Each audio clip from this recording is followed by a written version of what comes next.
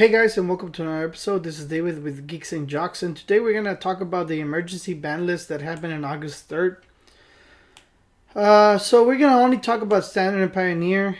Historic and Brawl also got some bannings. However, we're only going to limit ourselves to Standard and Pioneer.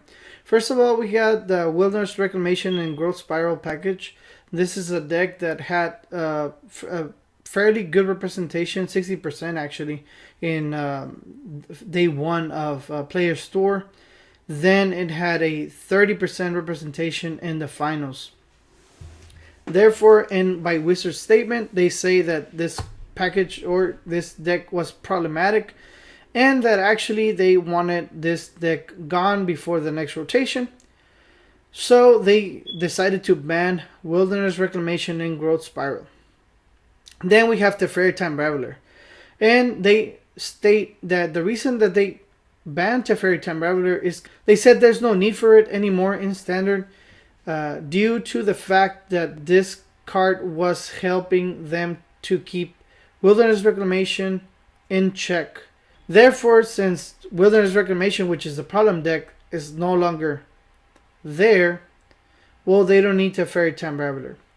We saw this type of banning before with Rampaging Ferocidon, where Rampaging Ferocidon was the answer against the Fedular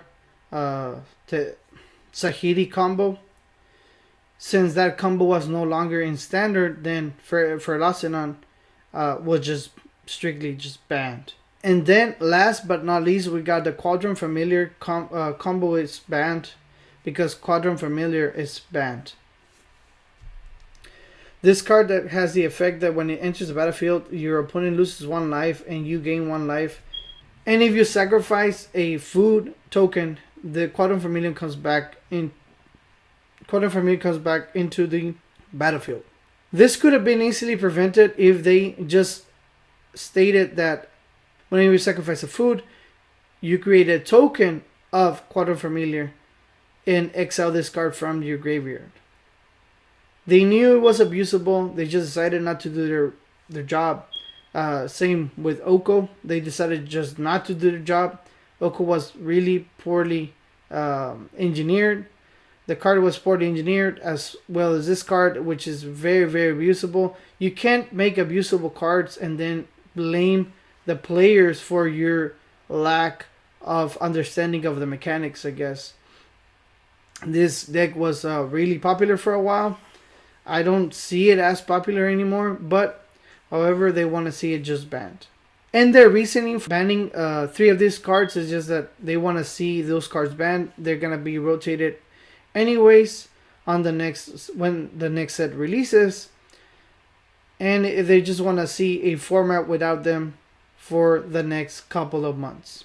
Then we have Pioneer, where they banned Inverter of Truth, Kethis the Hidden Hand, Walking Ballista, and Underworld Breach. 3 of these are combo decks. Basically, you have the Inverter of Truth and Jace Wielder of Mysteries combo deck that you can also use as Oracle.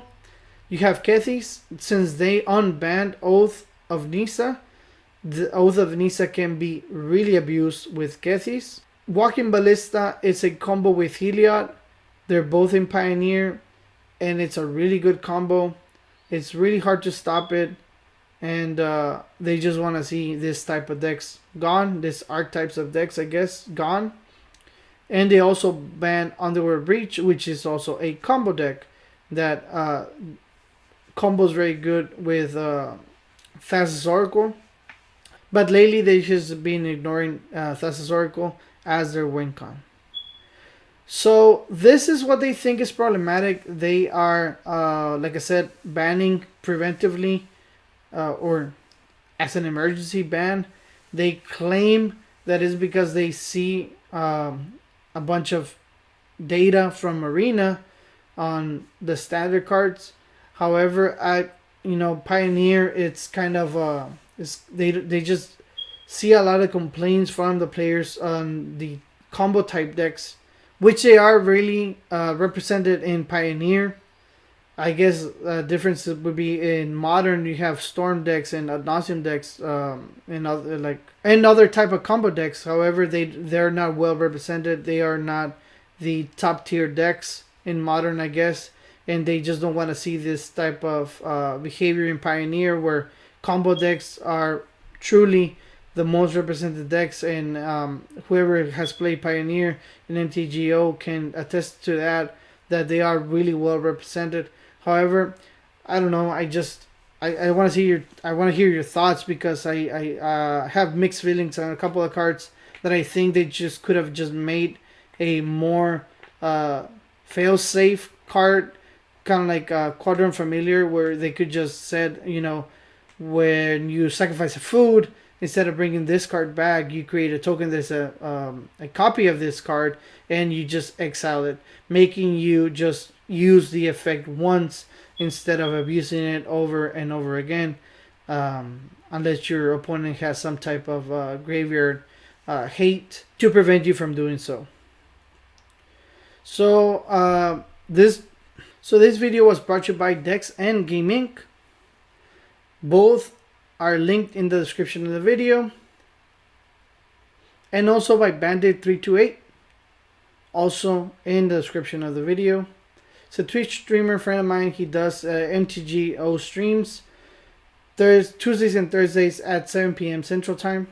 And if you like our content, consider subscribing. If this is the second or third time here in the channel, this will just make it easier to find our videos. And that's it for today. We'll see you on the next one.